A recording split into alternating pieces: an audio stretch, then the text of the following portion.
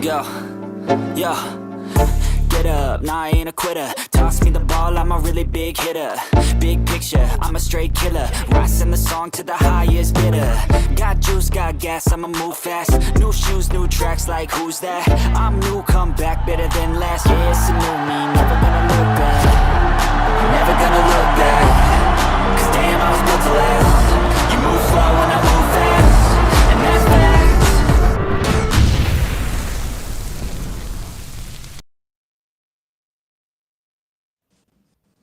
What up, Chicago? Welcome to another episode of Monsters of Madhouse, Chicago Sports Podcast. I'm Dustin Jones. I got Darius Lockhart with me. What up, Darius? What up? Brandon, what's up, man? How you doing? What's going on, Dustin? What's going on, guys? I really think we have to get that Byard sack in that intro video. I think I watched that about 42 times today, dude. Hey, listen, it's a Bears victory Monday. Beat the Packers, their oldest rival, the oldest rivalry in football. End of the season on a high note. Everybody should be happy today. Let's keep it loose. Let's keep it light. Let's have some fun. We want to talk about this Bears head coaching search. I mean, listen, we can talk about the game. It was a hell of a game down to the wire. Bears made some mistakes. It wasn't pretty all the way through, but they found a way to win. I think that was huge for Caleb and his future and his confidence going forward. Darius, what was your biggest takeaway from that game yesterday? What's up to everybody in the chat? What up, Cliff? What up, Breaking News Bruce? What up, Brandon Trax? Appreciate y'all. James Childress. Hit that like button. Hit that subscribe button. Sorry, Darius. Go ahead. No, you good. Outside of the fact that we won, Cairo hitting a 51-yarder, man, when everybody said he couldn't. Yep. Redemption. Sweet redemption for Cairo Santos. Yes, it's poetic justice, man. Yes, indeed. Other than that, just the you know what I'm saying, the resilience of the team, that's something we haven't seen during this losing streak, but just the resilience of the team to just stick in there and really snatch victory from the jaws of defeat. You know what I'm saying? They finally did it the opposite way, the way you're supposed to. Yeah. Oh, yeah. The grit that they showed, like you said, the determination, how hard they played, that was the biggest thing that stood out for sure. Yeah, Brandon, man. what's up with you? How'd you feel about that game? What did you take away from it? Yeah, I think it's impressive how hungry they came out, man. I mean, they dominated that Packers line in the trenches, which blew my mind. I mean, they were getting pressure. They were taking the ball away like the Bears we watched early on in the season. And Malik Willis has come in and won a few football games for this team, so I don't want to hear the backup stuff. Like, this Bears team came out hungry. And Dustin, you're right. It looked to me like a bunch of guys who know this is on camera and this is how you're judged. Like, you got to go out there and play, man. Put some good stuff on film, no matter where you're going to be. Yeah, you might not be a Bear, but you want somebody to sign you. And I'll say this too, man. And I think even as good as he is, and as much as we embellish him, like, Jalen Johnson is better than I even think he is. I mean, that punch play yesterday, there's a reason he's the only Pro Bowler on this roster, because as bad as it was, you cannot rob Jalen Johnson of being one of the best players in this league. So Jalen Johnson had a hell of a game. That the defense came up big. Obviously, Malik Willis came in that game, and Christian Watson went out of that game as well. So, I mean, the Bears had a couple of advantages, but it wasn't an easy game to win. Super impressive win. Super happy for Thomas Brown. He got a win as the interim head coach. That guy, no matter what happens to him, man, he cares about his players. He cares about his job, and he coached his ass off in that game. And he managed the game really well at the end, man. Yeah. He got the ball spiked. He got the plays made. Like, he knew what he was doing at the end. Cliff says it's worth dropping a draft spot or two to beat Green Bay and Lambeau. I agree, Cliff. Yes, but the potential advantage in the draft did not outweigh the potential to beat the Packers. Not only is it worth it, it is the only team that's worth beating in the final game of a meaningless season. I know that's right. And people want to say that Malik Willis finished that game, but no one ever feels sorry for us all these years of bad quarterback play. What's up, man, Mass? No, you can't make excuses, right? I mean, Malik Willis came in and he won 2 football games. So the fans are going to throw that around. Packers fans are going to say we didn't have, but the coach of that What's football up, team is not Munoz? thinking, well, we should have lost. We had a backup. You know what I Man, mean? please. They expect more from the guy who's got to step in, man. And the Bears made it really tough for Malik Willis to get comfortable. I All the thought I years of thought I bad thought quarterback.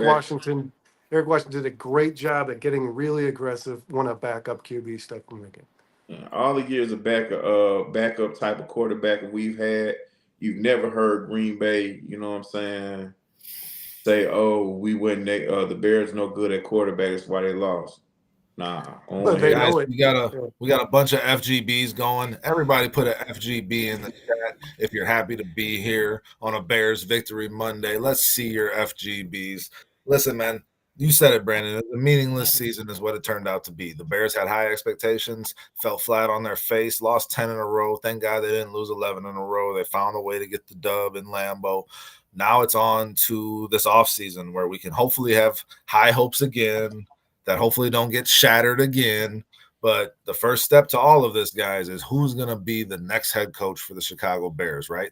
That's what we're looking at. That's going to be the most important decision for this Bears team for the next 10 years, as Kevin Warren put it. And I fully agree with him, right? So we're looking at Mike McCarthy requested for an interview. Aaron Glenn and Ben Johnson, both of the You're going to coordinators. run out of fingers, dude. Brian, how about I this think one? Dar- You like I my think finger? I think Darius is on the list.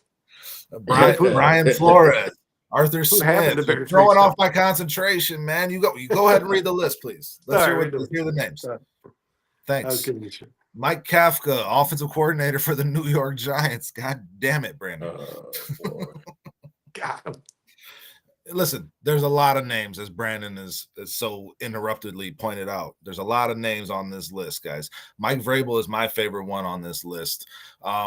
The Bears are going to be doing a lot of interviews. I think they need to be casting a wide net. I think they need to be doing their due diligence and get as many people in this building for interviews as possible, because you never know what connection you make that could be fortuitous down the road. Even though you know you're not going to hire all these guys, you don't know who you want to hire until you get in front of them and you see what kind of person they are and what their plan is for your team, right? So Darius, how do you feel about this list so far? As big as it is, and it's going to get bigger, how do you feel about this list so far that the Bears are compiling of requests and what are going to be interviews most likely for them for their next head coaching position? I wouldn't have it no other way. Them casting a wide net is very important, and it shows the fans that they want to get it right. Doing your due diligence is very important. Like, you don't want to leave. You don't want to leave this situation with any what ifs or we could have or we should have. So hey, interview as many candidates as possible, but we just have to make sure we narrow this thing down and get the right guy. Brandon, what do you think of this list the Bears are compiling? I don't love the names. The wide net doesn't bother me, man. The one thing that I do think that you can benefit from interviewing a lot of candidates is I believe the Bears interviewed Thomas Brown as an offensive coordinator before hiring him as a passing game coordinator. So the people you get those connections, right? Yeah, they might end up on your out. staff regardless. Like if you bring in a different candidate as a head coach and he's like, hey, that guy you interviewed but didn't want as a head coach, I like as an offensive coordinator. You know what I mean? Something like that might occur. But yeah, Dustin, the two names that the Bears put out there first made me happy. I was confident in the Bears, search when they said Vrabel and Johnson right off the bat. All of the names that have followed, I'm not crazy about, man. And I do think, and the Bears, priority for the Bears, I do think they fall under Vrabel and Johnson. Vrabel and Johnson have to be at the top of this list, guys. Yeah. And this quote from DeMarcus Walker is great, right, about Mike Vrabel. If Vrabel comes here, a lot of bullshit is going to get cut out. Love that. Vrabel is a no-nonsense guy. His teams will be disciplined. His teams will play hard. He will change the culture and the identity of your team. Ben Johnson has the ability to develop your biggest cornerstone, right? Your franchise QB that you just drafted #1 overall that had a pretty damn good season, all things considered, this past season, right? So Vrabel and Ben Johnson both bring different things to the table. It really comes down to what the Bears feel is most important, whether that be the development of Caleb Williams or having that leader of men guy, the guy that's going to change your team's identity and, cut out the bullshit. I think personally that that's much more important. I think Vrabel has shown that he can hire offensive coordinators. He's had Flores as a coordinator, went on to be a head coach, a good one. Arthur Smith went on to be a head coach, not as good of a one, but they're talking about interviewing him as well in this upcoming cycle. So Vrabel knows how to hire these guys that can help develop Caleb Williams. So to me, it's Vrabel and it's Johnson. And if the chat has another name that they like over those two guys, I want to hear it, man. Put that in the chat. Let me know what you guys are thinking about, please.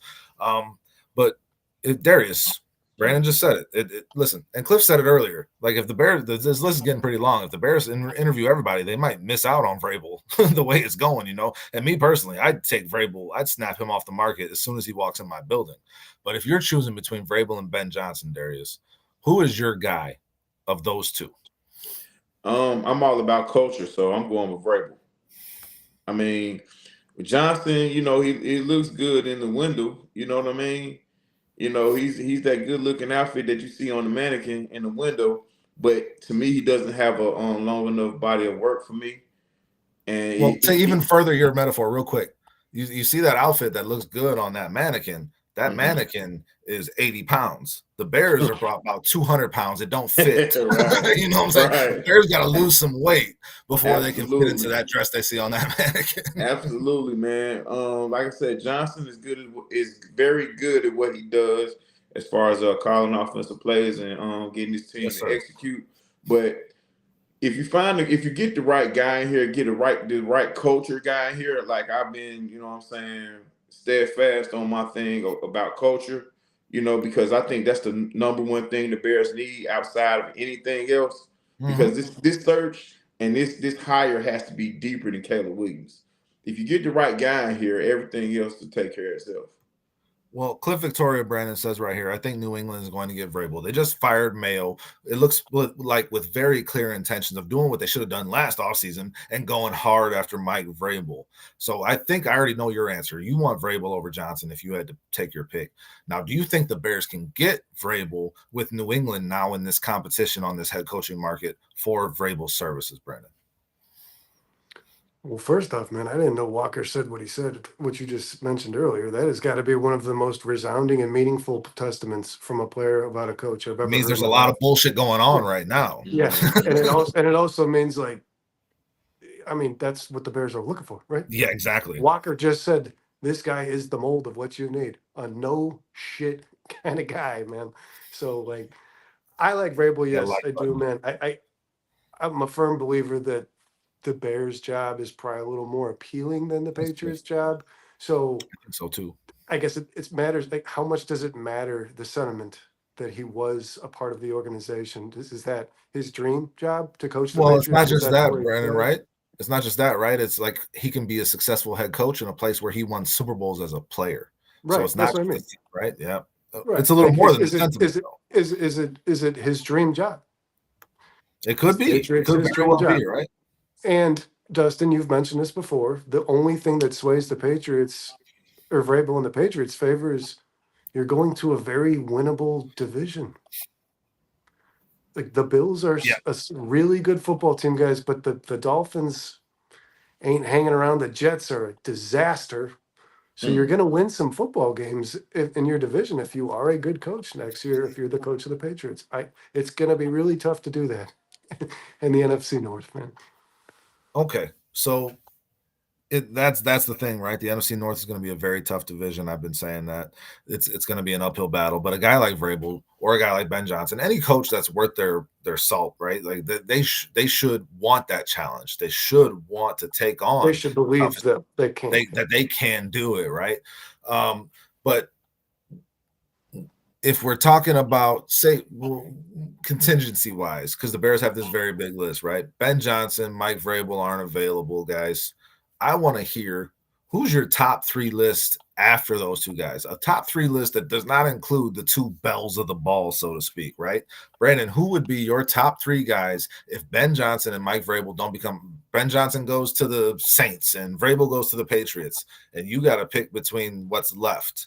that would be awful. I'm getting a little sick to my stomach talking about it. But I want to know who your three guys are, Brandon, if those guys aren't available.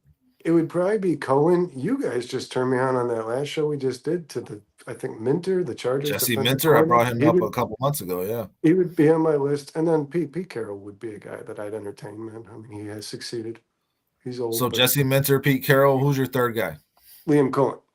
Okay, the Buccaneers offensive coordinator. Who's not been mentioned so far in this Bears thing. No, not gotten a call. Yeah, not gotten a call. I think he should be, but maybe he's a little too young for them. Maybe I don't know. Darius, he's in his 40s, I think, too. I don't. Maybe he just doesn't have enough experience, is what I mean. Could be. Not his age. Yeah, could be. For me, it's Flores, Carroll, and McCarthy. Flores, Carroll, McCarthy. Flores number one. Okay. You like them former coaches, Darius? Well, I like culture guys, man. I like football guys that understand. You know what I mean? For me, it's deeper than just leaders. They're all proven leaders. Well, I mean, I guess there was some skepticism about player relationships with Flores, but I don't know much about that. Well, maybe he led those guys in a way that they weren't prepared to be led. Yeah, in Miami. And they're making this thing about him and Tua, this big old deal. But if you look at it now, he wasn't wrong. Tua's not a very good quarterback in the NFL. I don't know that he can stay healthy either to be that. So you're right. I like your list, Darius. I mean, Flores, as much as we talk about how the Lions put up all those points on the Vikings yesterday, that was a slobber knocker for lack of a better word yesterday in the first half. Brian Flores was dialing it up big time. I liked a lot of the things he was doing. I don't know that I want any part of Flores, to be quite honest. I would put Glenn above Flores. I like Aaron Glenn. I like what Aaron Glenn has done, given all the injuries that this Lions team has. And the more I watch the Lions in their locker room, like how they interact, like I want a piece of that. I really do. And Cliff brings up Lions are going to lose both their coordinators. Vikings will probably lose Darnold. I don't think so. The Vikings are re-signing Darnold. I firmly believe that he's going to get a big contract. The Vikings will lose Flores, maybe, right? The Packers are beatable. So he thinks the North is not going to be as strong as 2024. I got to vehemently disagree with you, Cliff. I think a guy like Campbell will replace his coordinators with guys that are very capable, and that machine will keep running. And they still got those players on that team, man. The Vikings could go either way, right? The Packers are beatable, but that division is still going to go through Detroit next year, and Detroit's going to be a giant still, as far as I'm concerned. Now, if you don't mind, let me slide in here for a minute. The guys I pick, I look at not necessarily, them as, just individual coaches, but I look at where they came from. Who are they a product of? You know what I mean? Flores has been Pittsburgh, New England. Of course, he got his first head coaching job in Miami, but he comes from good pedigree, and that's important to me. New England, Bill Belichick background. Yep. Yeah. Kevin O'Connell. When it comes to, because that's outside of the, of course, offensive line and running back and other positions, what we need is structure, and those guys are proven leaders, and they provide structure. Yeah. Listen, I want to shout out everybody in the chat. Brad LaRoe just jumped in here with us. What up, man? Ant Mass, Cliff Victoria, Chicago Sports Podcast. You guys keep the chat coming. Dante Purify, Sean Lugo, Jeremy Munoz. Hit that like button, guys. Hit that subscribe button if you haven't already. CSP is saying he wants Kafka. I want no part of Kafka. Is this a joke? You're joking, right? I don't want any part of that Giants team at all, man. But listen, I'm not. Kafka's a good guy, man. I mean, he for sure. I mean, I'm not completely fluent in Kafka, but I just know that I don't want any part of that Giants offense this year, what I've seen. And now that could be a player personnel thing, but from what I've seen of the Giants, I would much rather have their defensive coordinator than their offensive coordinator. The guy that actually used to work for Vrabel in Tennessee. That guy actually has that defense playing hard this year. So, I mean, that's the direction I would go if I was interviewing somebody from New York on that team. But I don't know, man. Cliff's here saying Vrabel can be signed earlier than most of the candidates. I doubt Bears will be quick enough to get him. That's my biggest concern, right? Like, if you get Vrabel in the building this week, I don't think you let him leave without a contract. You don't let him go to New England if you just give him what he wants. What does he want though? What do these head coaches want? Do they Brady want? would have to have like a personal preference if he turned us down. Like Yeah, his like I personal gotta be. preference. Yeah. Yeah. Brad says he doesn't even want a physical trainer from the Giants. Brad, thanks for chiming in. Here, man, we talked about this a little earlier on the 4-Star Show on the House All Hangover. Ryan Poles, 1 year left on his contract, bringing in a head coach. How important it is to these head coaches that you have stability at your GM position? It would be super important to me as a head coach. And what I would be asking if I was coming in as a head coach is, why aren't you extending Ryan Poles? If you're not confident in him, why should I be confident in him and that we have a vision that's going to work going forward? Brandon, what do you think? Do you think the Bears got to extend Poles in order to get the best candidate in here, or do they got to fire him to get the best candidate in here? It's one or the other, right? Yeah, I think they're at a standstill, man. I do. I firmly believe that, guys. I think that, Dustin, you're 100% correct. I think it matters more to the candidates than we even think. It should. I really think it does. And I think this is why, after 3 seasons of being at the bottom of the NFC North, Ryan Pace, who had an even worse track record than Poles, got a 5-year extension 3 years after his initial deal to go find another head coach. He initially hired John Fox. His next coach was Matt Nagy, both failures. But Thank you, they Cliff. did give him the extension to convince the candidates that were coming here that they're committed. You know what I mean? I think a head coach needs to believe that the guy above him that's going to be getting the things he requires Working in unison with that is person. going to be around. Like, Hugely important to the success of a football team, right? And does a coach think, if I'm doing well enough to keep my job and this guy's fired, are we starting over? Because as Kyle aforementioned, when a GM takes over a team, guys, it's not like, oh, I love all the things Ryan Poles has done. This is my team. Like, no, he's going to gut it. You're going to start from scratch, man. Because you're not And sitting that with probably somebody else's includes the shit. head coach too. That probably includes the head coach too, right? Probably does. Because then you're not and no, but Dustin, the Bears would be the team that then fires the GM, keeps the head coach and and keeps the hires the cycle new going. GM. Yeah, and we keep doing the same shit. Yeah. Darius, how big of an impact do you think Poles' contract status is going to have on this coaching search?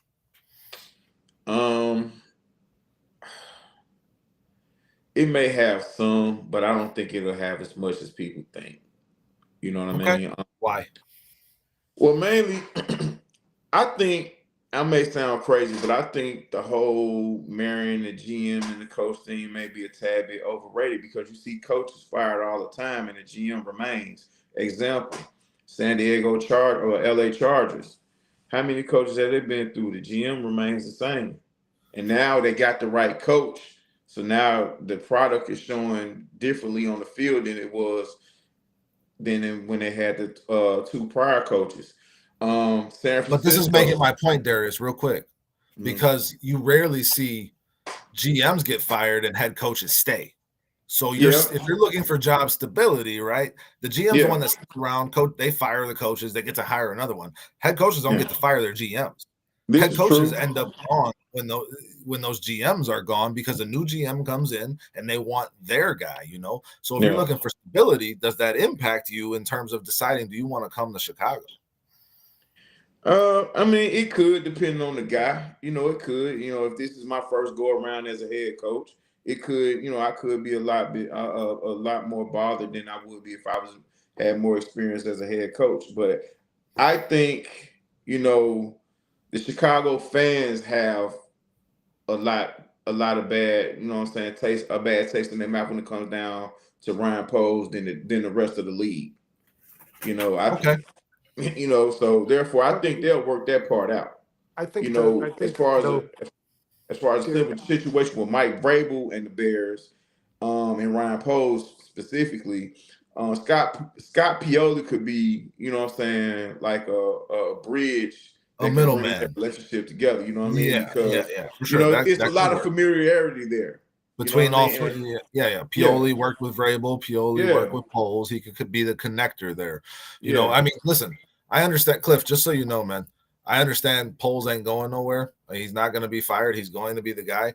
My main point, though, is that it needs to be aligned. Poles' contract needs to be aligned with that head coach, like what Brandon was saying, right? So that head coach knows that at least I have this time to make this work, you know. And again, like we said, you're taking over in a tough division where it could take some patience and a little time before you become successful. It's going to be really important to a good head coach. The type of head coach you want, it's going to be really important to them that there is alignment there. Ben Johnson has gone as far as to say it, right? That he wants that alignment. That matters to him. So, yeah, I mean, like Munoz says, hopefully they extend Poles tomorrow. Poles ain't going nowhere. You might as well extend him, because if you don't, that brings doubt into a head coach. Why would you not be confident enough to extend him? Because, I mean, imagine this, guys. You're a head coach candidate. You sit down in a room with Ryan Poles. He pitches you his vision. Let's say you even buy it. You even believe in it. And then you, as a head coach, you're going to go to Kevin Warren's office, and you're going to sit down with him as well. And you're going to ask Kevin Warren, I would imagine my first question is, do you not believe in that vision? Why the hell is this guy, why is this guy not here for the long haul? You're bringing me into this. He's pitching me his future, and you don't believe it. So what the hell? What is his future with this and then, team? like Dustin said, that guy's immediately going to think, when Poles gets canned, I'm getting canned. So it creates a lot of doubt, I think. And then too, as an incoming coach, you may have your own guy in mind.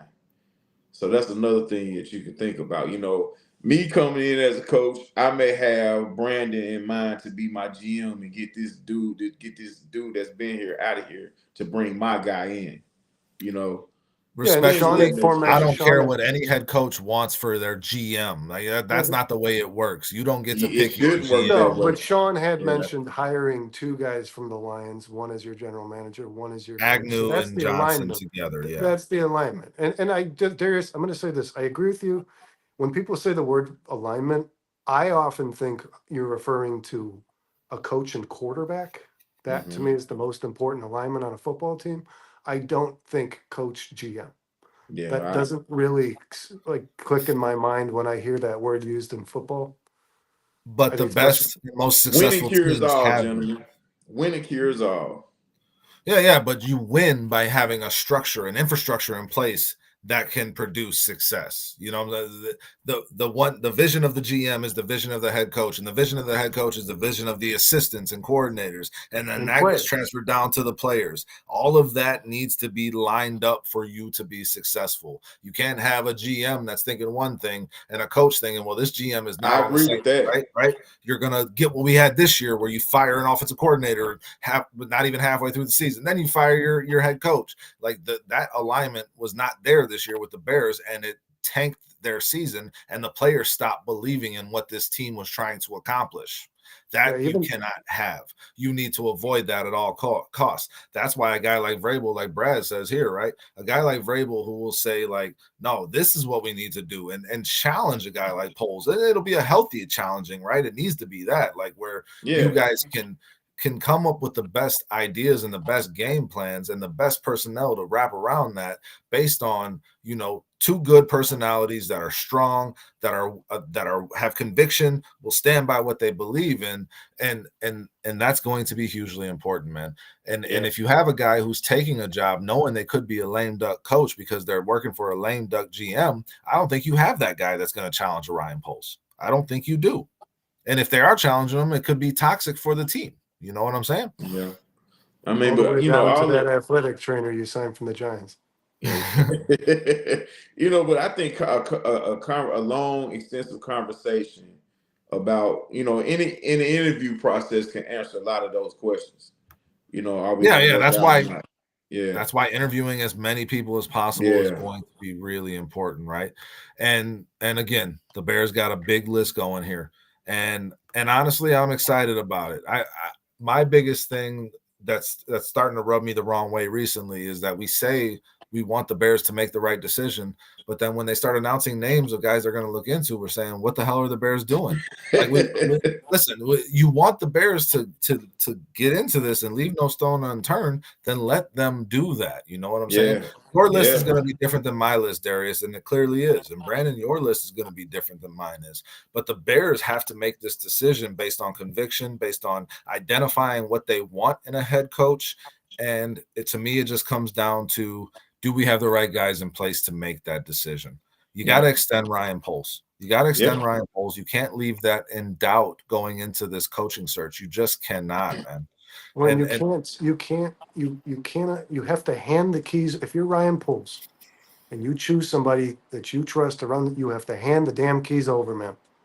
Like, what's up, Debbie? this can't be Ryan Hey. Poles. This can't be like the coach needs to have the vision of the team. Ryan Yeah. Poles needs to know what direction he wants it to go, and you let that coach dictate what your culture is going to be, what your identity is, and what the team is going to be. And I think that concerns me as well. I think Ryan Poles pitched to Flus that it was his. This is my thing, and you're a part of it. It's like, no, it's really not, guys. That's the head coach of the NFL, runs the ship. He's the captain. That's what it is. And Poles picked the wrong one. And Yeah, that's it. And he That's said, it. you know what's scary? He said during that interview, he was amazed at his communication skills. Yeah. That terrifies me because I thought Flus was a dreadful communicator. One of the worst I've probably ever watched. And believe it or not, man, believe it or not, there's more than one right guy. We just have to pick the right guy. Well, see, like that's Justin said, the dress has to fit. It's got to fit here. You know what I mean? Yeah, it's not just about the best candidate. It's about the best candidate for this Chicago Bears team in the situation. But you're right, Darius. There's more. There's a lot of candidates out there that are probably going to be quality coaches. Just got to get the guy that fits the mold. I like this question from Brad, guys. We'll get into this. We'll get in one more Brad's topic. Killing it.